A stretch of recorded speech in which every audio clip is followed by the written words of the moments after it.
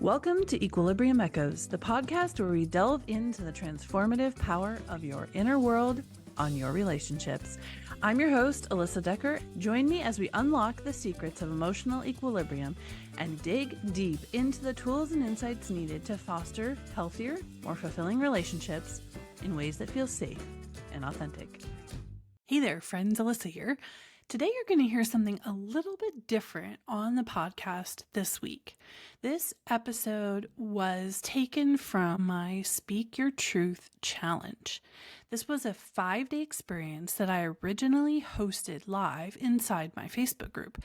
So you'll hear me mention the group or lives or interacting with other participants during the recording because that's how this content was originally delivered. But don't worry. Everything I taught applies to you right here, right now. This is a series of 5 episodes designed to help you stop shrinking yourself, start speaking up, and navigate your high conflict or challenging relationships with confidence and clarity. If, as you're listening, this content resonates with you and you're ready to go deeper, I want you to know that this is exactly the kind of work we do inside my coaching program, Conflict to Connection. I'll tell you more about that at the end of this episode, but for now, grab a journal and a cup of coffee and let's dive in. Today we're talking about understanding high conflict dynamics. Namely, why are these relationships, these people we have in our lives, why is it so dang hard? Why is it so exhausting? And in fact, my first point is, why do high conflict relationships feel like a trap? Have you ever felt like that, where you're in a relationship and it just sort of feels like the whole thing is a trap? Like no matter what you do, there's no right move. Drop trap in the comments if you've ever felt like that. Hi, Patricia. Hi, Linda. Hi, Mary. Yeah, Mary, just catch up anytime. You can go back to the links in your email to find the homework or in the video description. Today's is not there yet, but I will put it there when I'm done. Mary says trap. Linda, trap. Yes. It sort of feels like you can't win, right? Like there's nothing you can do to actually get it right or to make the other person happy. And that is not in your head. You are not making that up. So today we're going to talk about what's going on behind that and how we avoid the traps. So we're going to dig into 4 of the most common traps that happen in these relationships, these tricky dynamics, and then how you can avoid all of those traps. Oh, Nora says, I'm so articulate and easy to hear. You know what? Here's the deal. This is a little sidetrack, but thank you so much for saying that, first of all. Second of all, when I was growing up, I always thought I wanted to be a teacher, except that I couldn't picture myself stuck in a classroom with kids all day long. And so I went down a completely different path. I went into branding and design, which is like far left field from teaching, right? And it's really interesting and really fascinating to me to look back at my life and see how these paths have kind of brought me to where I am now. And I feel like some of the teaching skills and gifts that I have are now being used in an entirely different application. So it's pretty cool. All right. So trap. Yes, we all agree these high conflict relationships feel like a trap. So why is that? All right, let's get into it. You ready? Got your pens and papers, your pencils? This is going to be good.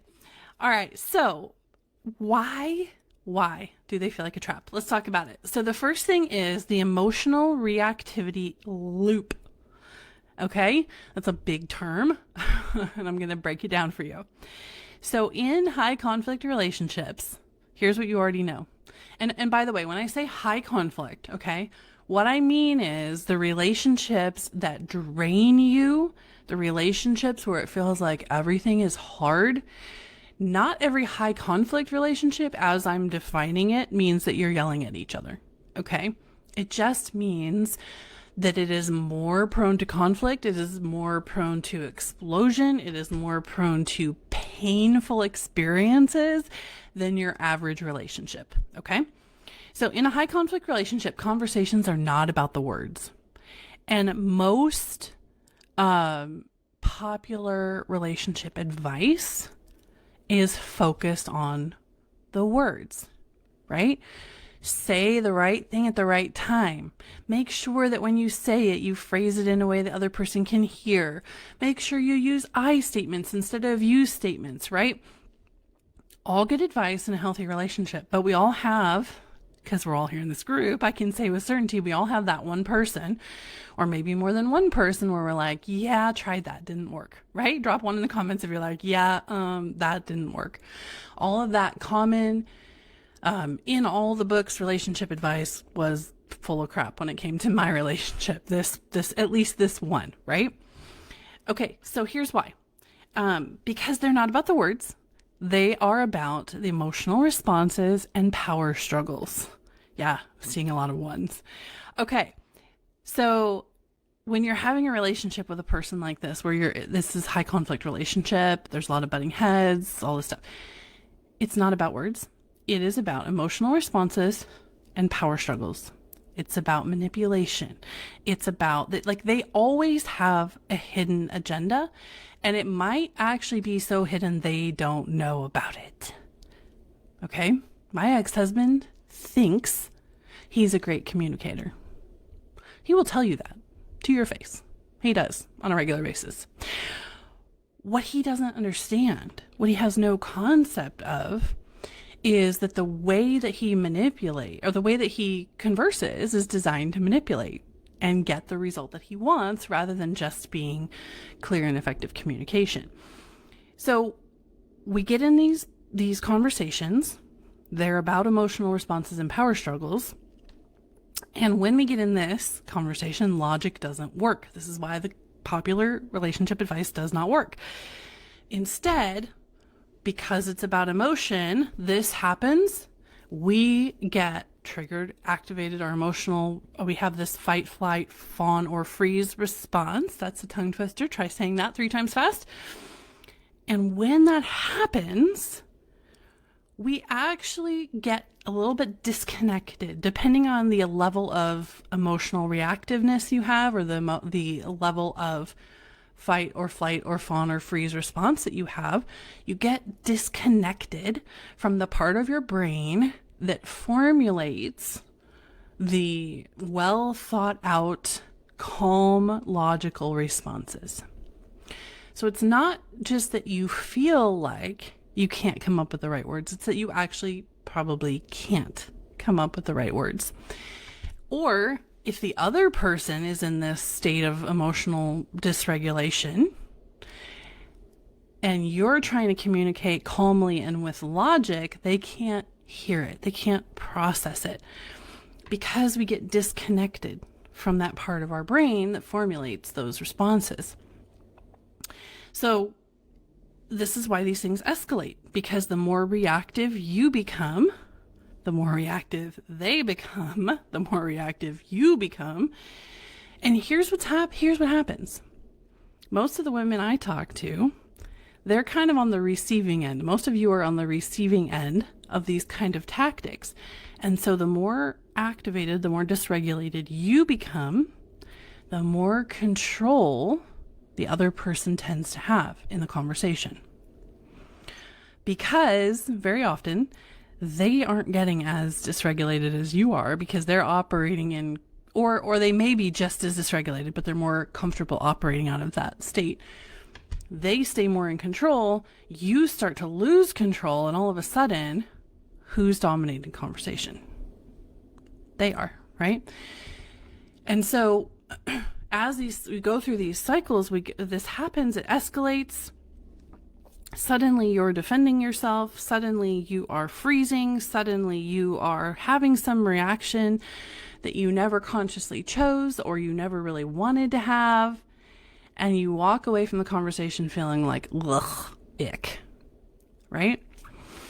And they walk away from the conversation very often feeling like, I got what I wanted, right? Or at least they feel they were validated because maybe they feel like they proved their point, that they were right, or they feel like they asserted their authority and you capitulated, like whatever that looks like. Typically that other person's walking away feeling like they won something, and you're walking away feeling like you fell into the trap, right? It doesn't feel very good. Okay, so let's get really specific now. What are these four communication traps that we fall into? All right. And then we're going to talk about how to escape them, how to stay out of them, so we're not walking along and falling into the pit every time we have a conversation with this person. So trap number 1 is defensiveness. Okay? And this works both ways, both sides of the conversation. So you are having a conversation and somebody says something, usually the other person will say something, and all of a sudden you feel super defensive. And then you start explaining yourself, you start over explaining yourself, you start stumbling through your words, you start panicking, you start feeling like you want to run away in the closet and hide, right? Because you're feeling on the defensive. And when we're defensive and we're over explaining, we're almost never communicating very well. We're not communicating clearly. Drop 1 in the comments if you have fallen into this trap. On the other side of it, no, that wasn't what I wanted to say. At the same time, what's also happening is the more you defend, the more they attack. Because you are giving them more ammunition, right? They can twist your words. They can find new accusations. Well, now that you mention it, yes, that too, right? They can pull things out of your over explanation and use them to further attack you. And that's one of the reasons that this defensiveness is such a trap. 1. Yes, Wendy says she fell off the cliff on this one. Well, we've all been there, Wendy. It's okay. We're gonna work on that. Okay, so we'll talk in a minute about, that's trap number 1, defensiveness. We're gonna talk in a minute about how to stay out of that trap. Trap number 2, blame shifting. Blame shifting. But you're the one causing the problem. So you're having a conversation, all of a sudden you say something to try to defend yourself, to try to speak up for yourself, and they're like, I'm not the problem, you're the problem, right?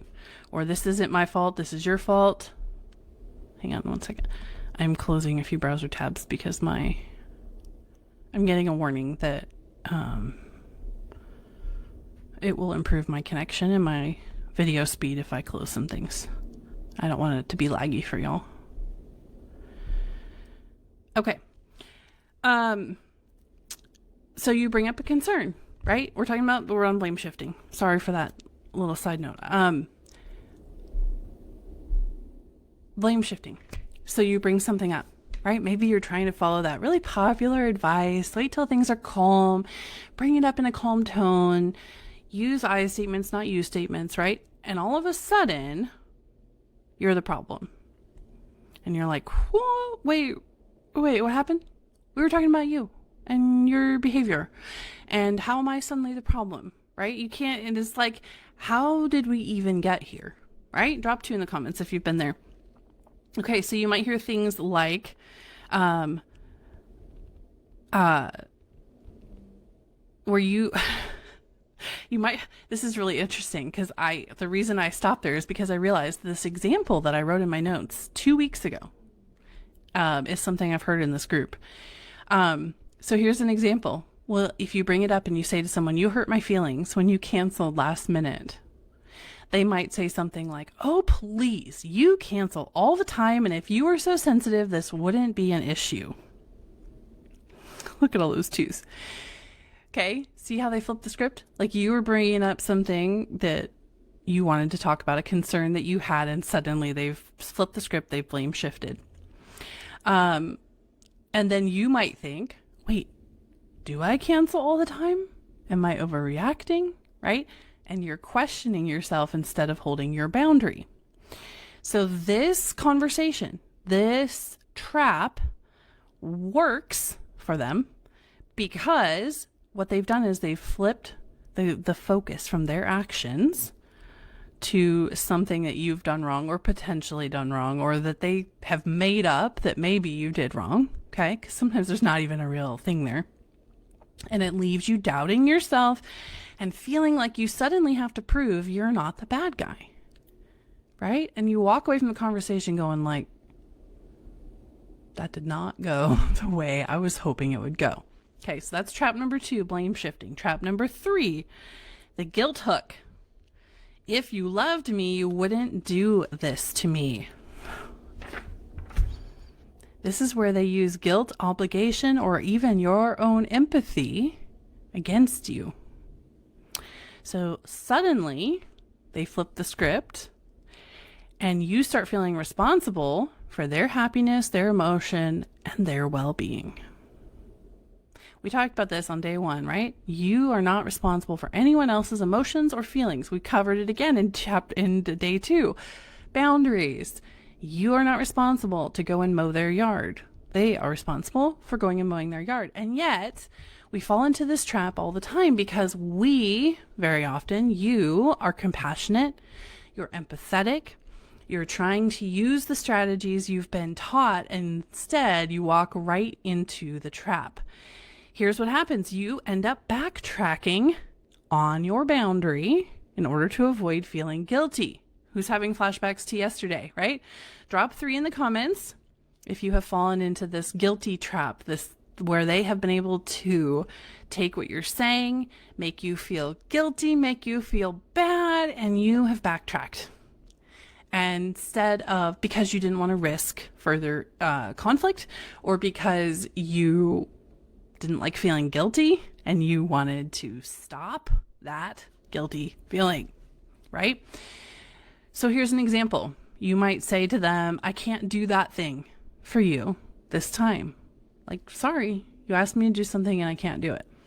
And they might respond with something like, wow, after everything I've done for you, well, I guess I know where I stand now.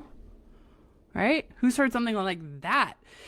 That is a guilt trip, and it is not based in truth. So the work here that we're going to get into in a minute is learning to recognize what is happening, because when you can recognize it and identify it, you can do something about it. Okay, tons of 3s. Yes, trap 4. Trap 4. Well, let me count my fingers. Trap 4 is the silent treatment cycle. Well, I guess I just won't talk to you then. So instead of addressing an issue when you bring it up, or instead of responding with dialogue and conversation and seeking to understand you, they withdraw, they ignore, they freeze you out, which also makes you feel guilty, right? How many of you, drop 4 in the comments, how many of you have dealt with this cycle? This dynamic triggers anxiety in you. It makes you feel like you're responsible to fix things in order to restore the peace, which is what they want, right? They're punishing you for your boundary and trying to put you in the position where you feel like you've done something you have to fix. Okay? This dynamic can also teach you that having needs equals punishment. Having needs is a bad thing. If you bring up your needs, I'm going to make you pay for that because that is not my responsibility. And this can happen with anything, any conversation, any boundary. Look at all the 4s. Tony says 4, but it's peaceful. Well, it might be peaceful, but it's not healthy because there's so much going on behind that. All right. So 1, 2, 3, and 4. So we have, just so I get them in the right order, we have defensiveness, blame shifting, the guilt hook, and the silent treatment. Drop in the comments which one happens the most in your relationship. Is there one? I mean, most of the time in these relationships, all 4 traps show up. But if there's one that really stands out to you, let me know in the comments which one happens the most. All right, so you ready to talk about how to deal with them? This is where you're going to want to take notes. Well, and I put all 4 traps and I put all 4 strategies that I'm about to give you in the homework. So you'll have those you can print out. Wendy says the guilt trap, The silent treatment lasts longer. Silent treatment for mostly. Okay, so let's talk about the strategies. Ready? Here we go. 4 strategies to stay in control in these conversations and to hold your boundaries without escalating conflict. Okay, now keep in mind, these are strategies specifically for these high conflict relationships. Okay, they may work just fine in some of your other relationships. It's not necessarily bad to use them in your healthy relationships. But you may not have to take it to this extreme or this level in those healthier relationships. Okay. All right. Number 1, the calm statement. So here's where here's what this hinges on. This hinges on your ability to stay calm. Okay. So this is something we have to practice, and we're going to talk about this tomorrow. The focus actually of tomorrow's call is going to be about how to stay calm in conflict and in reactive situations. I think most of us are going to find that very useful. Okay, but if you can stay calm, you can say something like, I hear you. I acknowledge your point. I see what you're saying, whatever it is, but I see this differently, and we're going to have to pick this up later. Right? So it's I acknowledge you. I do not agree with you. We'll come back to it later. Okay? They're not going to like that. That's okay, right? That's a boundary. Number 2, the exit strategy. So if things escalate, you just remove yourself. If you start, I think it was Wendy said in her homework, if you start swearing at me, she's going to start saying, if you start swearing at me, the conversation's over. That's a great one. Remove yourself before you have a chance to participate in this escalation that both of you are doing, which just makes everything worse. Okay. And by the way, part of the exit strategy, especially if you are dealing with someone who's giving you the silent treatment, sometimes you exit the conversation before it even happens, right? Because sometimes you've lived with this person, you worked with them, you've been sometimes your whole life. If it's a sibling, your intuition knows, your body knows if a conversation is likely to lead straight to the silent treatment. Part of your exit strategy might be to set a boundary where you're like, history has taught me, the pattern in this relationship has taught me that this conversation has no good outcome in sight, so I'm going to choose not to have the conversation at all. That's okay. Like, you are not obligated to have any conversation with anyone at any point. You get to choose. Okay.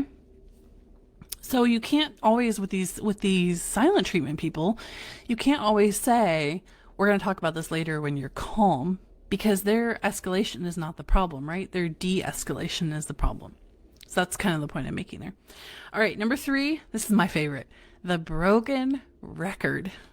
I use this one. It kind of makes me laugh now. And this is where you just choose one statement that expresses your boundary or your response, and you just repeat it over and over again. My favorite is asked and answered. So when I am getting badgered with questions, with accusations, when someone is like pushing me every which way to decide where they can best find a weak spot to get at me, I'll just say asked and answered. But why this? I use it with my kids too. But mom, like, why this? Why this? Why this? And I'll answer them once, and then after that I say asked and answered.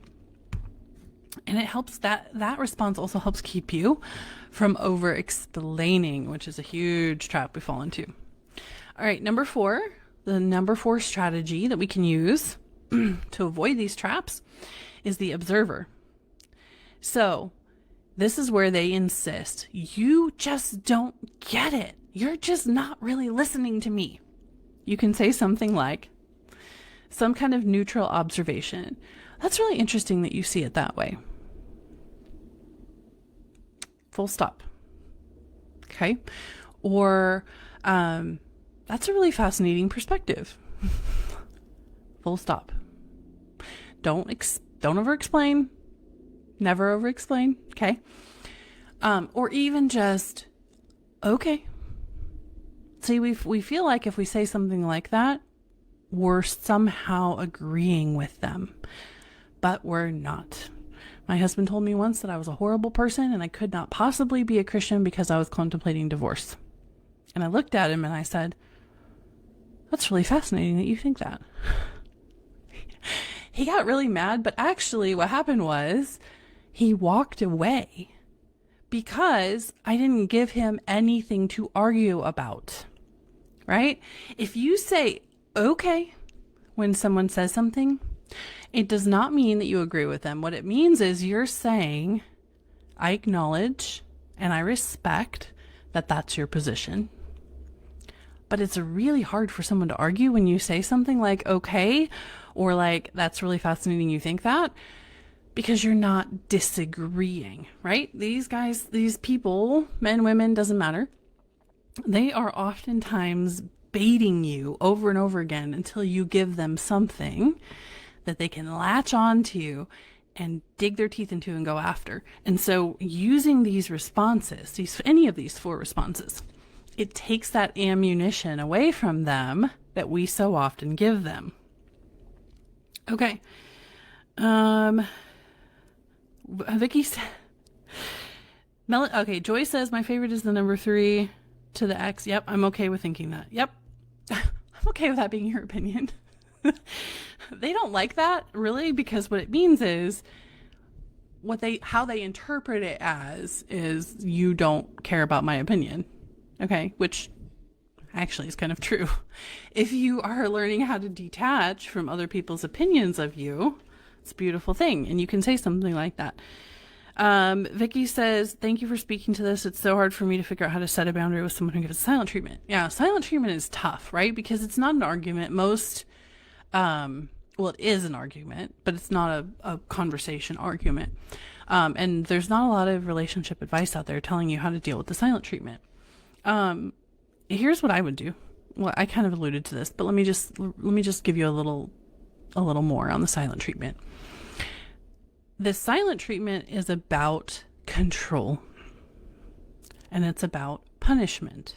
Now, you might not think that initially because it feels like, how could they be controlling me when they're not even saying anything, when they're not even doing anything, right? But the silent treatment is a withdrawal of, or a refusal to give you what you want or need, right? So they're basically saying, if you don't behave the way I want you to behave, I will withdraw my affection, my conversation, my response, my attention, all those things from you. And that is a way of attempting to control you. They're sending you a message that says your behavior is going to get you a negative result, so don't do that anymore. Right? And that's exactly what typically happens over time. We stop doing those things because we do not want the negative reaction. Joyce says, no, they don't like it. Yes, the first time you texted it, you didn't believe it. Yeah, that's awesome. I use it in reverse too, by the way. So he'll say something really mean or nasty to me, and I'll just be like, that's interesting that you think that.